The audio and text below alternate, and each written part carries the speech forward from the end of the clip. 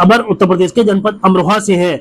अमरोहा जनपद में social media पर अश्लील वीडियो डालने के बाद विवाद ने हाई वोल्टेज ड्रामे का रूप ले लिया। आरोपियों की गिरफ्तारी और कार्रवाई की मांग को लेकर पीड़िता कोतवाली हसनपुर परिसर में सड़क पर बैठ गई और पुलिस से न्याय की गुहार लगाने लगी। आपको बता दें, अमरोहा जनपद के थाना गजरोला क्षेत्र के एक गांव की रहने वाली पीड़िता ममता राणा ने कई युवकों पर सोशल मीडिया पर अभद्र वीडियो डालने, फोन पर गाली गलौज करने और जान से मारने की धमकी देने के गंभीर आरोप लगाए हैं। पीड़िता का कहना है कि आरोपी चिराग ने 2 माह पूर्व इंस्टाग्राम पर वीडियो डालकर उसकी और उसकी बहन की सामाजिक प्रतिष्ठा को धूमिल किया। शिकायत महिला हेल्पलाइन पर की गई थी, जिसके बाद आरोपी ने फोन पर धमकी दी कि शिकायत का परिणाम भुगतना पड़ेगा। ममता राणा का आरोप है कि आरोपी लगातार उसका और उसकी बहन का पीछा करवाता है। हाल ही में जब वह कॉलेज से मार्कशीट लेने गई थी तो मनचले युवकों ने उसका पीछा किया। इसके अलावा आरोपी चिराग के साथ राहुल, विक्रम, अनीस और अन्य युवक भी उसके भाई के साथ मारपीट करने का आरोप है। पीड़िता के मुताबिक आरोपी राहुल, जो हसनपुर की एक लैब में काम करता है, ने समझाने पर भी अवध भाषा का इस्तेमाल किया और धमकी दी। पीड़िता ने कहा कि उसे और उसके परिवार को गंभीर खतरा है। उसके पास गाली गलौज और धमकी की रिकॉर्डिंग भी मौजूद है। पीड़िता ने हसनपुर कोतवाली पुलिस से मामले की त्वरित कार्रवाई, कानूनी कार्रवाई और परिवार की सुरक्षा सुनिश्चित करने की मांग की है। सुल्तान ढेर की रहने वाली हूँ, मैं से गजरौला रहती हूँ, तैयारी कर रही हूँ कंपटीशन की पुलिस विभाग की। तो आज यहाँ किस लिए आई थी? मैं आज इसलिए आई हूँ कि यहाँ पे कुछ टाइम पहले एक लड़के से बस ऐसी तू मैं हुई थी। ये मेरे भाई को नहीं पता था कि वो लड़का इतना बेकार है कि वो मारने मरने पे उतारू हो जाएगा। ठीक है, मेरा भाई है बहुत छोटा भी। उसके बाद उन दोनों की लड़ाई होती है। उसने ये सारे में बात फैलाई या कैसे करी कि उसने बोला कि हम इसे मार कर छोड़ेंगे, योगेश को। योगेश है मेरा भाई, उसे बोला कि उसे मार कर छोड़ेंगे। हम बोले कि भाई तू किसी को मत मार। हमने बात करी, उसके बाद उसने योगेश ने उससे बात करी। उसे इतना उल्टा सीधा बोला गया, हमारा नाम ले लेकर गाली दी गई और सीधा मेरे भाई से बोला कि तेरा जीजा बोल रहा हूँ, जीजा कह के बात कर, मुझे चिराग बोल के बात मत कर। जो नाम है उसका चिराग उर्फ अंकित है, जो प्रतापपुर संबल डिस्ट्रिक्ट का रहने वाला है। वो आए दिन यहाँ पे आतंकी करता है। 24 घंटे कुछ नहीं करता, बस लफंगागर्दी करता है, घूमता फिरता है। प्रतापपुर गाँव का रहने वाला है, संबल डिस्ट्रिक्ट का, और वो यहाँ रहता है। पता नहीं किस किस के पास आता है। चलो आना भी है किसी के पास। कोई लैब वगैरह भी तो अड्डे पे कोई? जो हाँ लैब है, वो लैब वाला जो लड़का है, जो इसमें राधा गोविंद हॉस्पिटल में उसकी लैब चल रही है, वो लड़का है। उस लड़के को इसने, हमें ये पता चला कि 50,000 तक की सुपारी दी गई है। मतलब इस थाने के अंदर में यहाँ ऐसा हो रहा है। एक हरगोविंद, जो क्या नाम है, राधा गोविंद हॉस्पिटल में सुपारी तक के काम हो रहे हैं। ये उस हॉस्पिटल में, और वो मालिक कुछ कर नहीं रहा, उसे दिन रात बिठा रहा है। सिर्फ यही बात बढ़ते बढ़ते इतनी हो गई कि 3 दिन उसे मेरे भाई को मारने पहुंचे। कल परसों की रात है, परसों रात हमारा भाई 22 अगस्त की रात को बच के आ गया। पेट्रोल पंप, काका ठेर का पेट्रोल पंप है, सीसीटीवी कैमरे निकलवा सकते हैं। वहां से जैसे तैसे बच के आया। उसके बाद हमने सीधे बात करी, थाने में पहुंचे। फिर हमारे एक रिलेशन वाले हैं, जानने वाले, उन्होंने बोला कि ऐसा करो, चल वो भी किसी के बालक है, क्या पता राजी से बात हो जाए, क्योंकि तहरीर दे के भी बात आगे बढ़ती है। तुम ऐसा करो, उससे बात करो एक बार। तो जो कुमारपाल है, जिनका ये राधा गोविंद हॉस्पिटल है, उनका बेटा है दीपक, उसने बोला कि तुम आमने सामने बैठ के बात कर लो, क्योंकि वो उनके यहाँ लैब पे काम करता है। मैंने कहा चलो ठीक है। हम तीनों बहन आए, भाई को लेके नहीं आए क्योंकि कोई भी झगड़ा हो सकता है। तीनों बहन आके हम वहाँ पे बात करी, क्योंकि हमारी मम्मी है, पापा है नहीं। रिश्तेदार कोई एकदम से ऐसा आने को, सब कह देते ना रिश्तेदार कोई किसी का नहीं है। जब एक अधिकारी जो सेवा में लगा हुआ है वो अपना नहीं हो सकता, वो कुछ नहीं हो सकता, कौन रिश्तेदार, कैसा रिश्तेदार।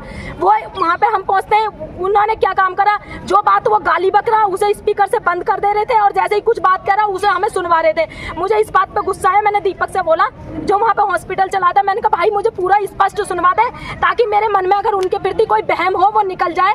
ये कैसा लड़का है मुझे नहीं पता, मैंने देखा भी नहीं उसे। मैंने कहा कितनी नफरत है वो मुझे पता चल जानी चाहिए, स्पीकर से ऑन कर दो। उसने नहीं करा, तब मुझे गुस्सा आया। मैंने वहाँ पे 112 को कॉल लगाई और वीडियो भी बनाई वहाँ पे, इसी वजह से, ताकि ये लोग उसे बुला लें, यहाँ पे मेरी बात हो जाए। लेकिन उन्होंने नहीं बुलाया। उसने, दीपक ने यहाँ फोन करा, जो सोनू है दरोगा, उन दरोगा का फोन करा कि इन्हें लेकर जाओ। पहले तो सोनू दरोगा ने हमसे वहाँ पे बदतमीजी करी कि यहाँ से चलो, निकलो, यहाँ से निकलो, इस तरीके से बदतमीजी से बात की।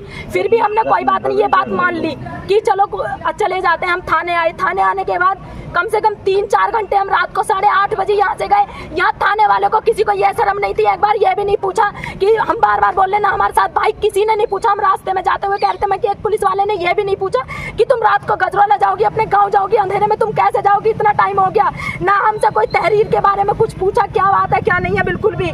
उसके बाद हम चले गए। हमने इंतजार, हमसे सोनू, हाँ जो सोनू दरोगा, उन्होंने पता है क्या बोला, ऐसा करना तुम तुम किसी से कोई कॉल वॉल मत कराना, तुम्हारी सुनवाई हो जाएगी। मैंने कहा चल ठीक है। इसका मतलब इन्हें पता था कि इनका पल्ला भारी है या उधर से कॉल आएगी, कुछ भी हमें नहीं पता। हम बोले किसी से हम कॉल नहीं करा रहे, अगर कॉल कराते तो हम थाने में ही नहीं आते। हम थाने में आए ही इस वजह से कि तुम हमारी सुनवाई करो, हम किसी से कॉल नहीं करवा रहे। उसके बाद मैंने सुबह 10 बजे तक इंतजार, 10 नहीं 10:30 हो रहे थे, 10:30 तक मैंने इंतजार करा, कोई कॉल नहीं पहुंची बिल्कुल भी मेरे पास। मैंने उसके बाद इन्हें कॉल करी कि सर क्या हुआ, आपने मुझे बताया नहीं, वो लड़के बुलाए या नहीं बुलाए। अरे मैं एक दूसरे काम में बिजी हो गया था, मतलब वो काम इतना जरूरी था। अगर उस बीच में वो लड़का खुंदस खा के मेरे भाई को मारता कि अगर जेल ही जाना है या FIR हो रही है तो मैं उसे मार के चला जाऊंगा, तो क्या होता। वो तो हमने अपना भाई नहीं निकालने दिया ना, अब भी मैं साथ लेके आई हूँ सिर्फ डर की वजह से, क्योंकि वो बिना बात के लड़ाई कर रहा है। अगर कोई बात है तो उसे सामने बैठ के करो। मैं सर से सिर्फ ये कह के गई, सर हम आपसे हाथ जोड़ के ये चाहते हैं कि मेरा भी भाई है वो भी भाई है, उस लड़ाई को खत्म कर दो आप कैसे भी।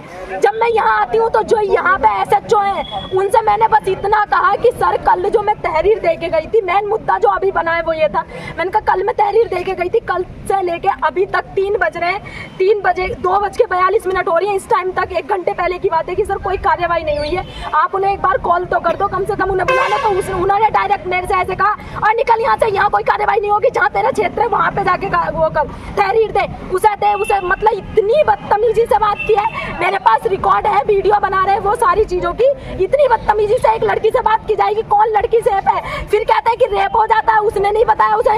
इनकी वजह से ही लड़के आए दिन लड़कियों को छेड़ के जाते हैं, लड़कियों के रेप होते हैं, लड़कियों को गोली मार के मार दिया जाता है, क्योंकि उन्हें पता होता है कि अगर उसकी माँ उसका बाप अगर खड़ा होगा तो उसे भिखारियों की तरह लात मार के निकाल दिया जाएगा। कोई नहीं सुनवाई होती। मैं अच्छी खासी पढ़ी लिखी, 2 बार UPSI में सेलेक्टेड हूँ फाइनल मेरिट में, और अभी भी मेरा एक कोर्ट में ही पड़ा हुआ है केस, एक डॉक्यूमेंट की वजह से। अगर ना पता हो निकाल लो, अच्छी खासी पढ़ी लिखी।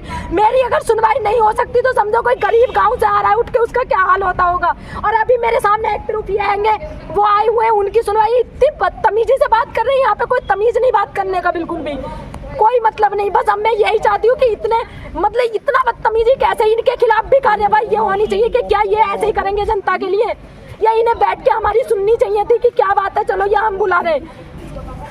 ये मेरा कि नहीं हो जाती मैं उठूंगी नहीं बिल्कुल भी, या तो वो यहाँ आएंगे आज, वरना मैं चाहूंगी नहीं, वरना हम पूरा परिवार यहाँ आत्महत्या करेगा, सीधी बात है। उसके हाथों नहीं मरना, हम खुद मरेंगे यहाँ के सारे, और उसका जिम्मेदार पूरा थाना होगा ये, क्योंकि कल से लेकर इस टाइम तक 3 बजे तक कितने घंटे हो गए, क्या इस बीच में एक आरोपी को बुलाना चाहिए था या नहीं। या ये पूछो कि कौन सी ऐसी थाने में मीटिंग हो रही थी जिस मीटिंग की वजह से ये लोग बिजी रहे, क्या इनका बिजी रहना जरूरी है, क्या किसी की जान इंपॉर्टेंट नहीं है, इनके लिए कोई मूल्य नहीं है उसका, कि इस बीच में अगर किसी के साथ कुछ हो जाता है।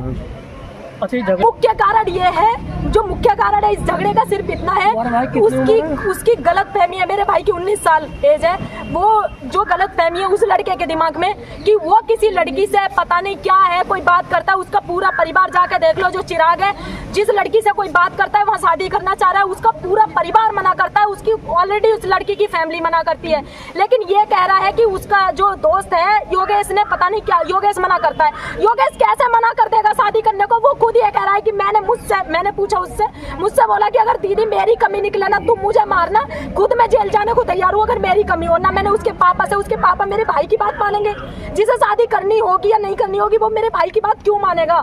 सिर्फ इस गलतफहमी पे वो मेरे भाई को मारना चाहता है, ये मेन मुद्दा है इस बात का।